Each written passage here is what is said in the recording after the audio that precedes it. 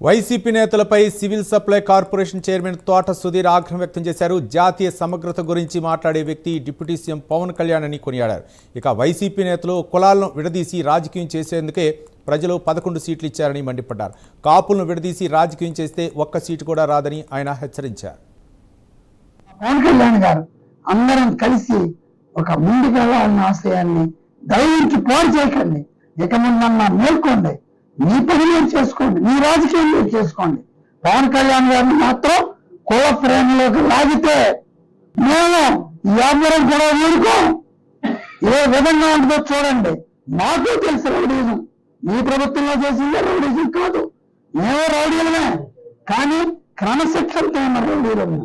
మా నాయకుడిని అంటే మీరు చొక్కా ఒక్క బటన్ ఎత్తే 5 బటన్లు ఎత్తగల దమ్మున్న నాయకుడు వెంటున్నాము.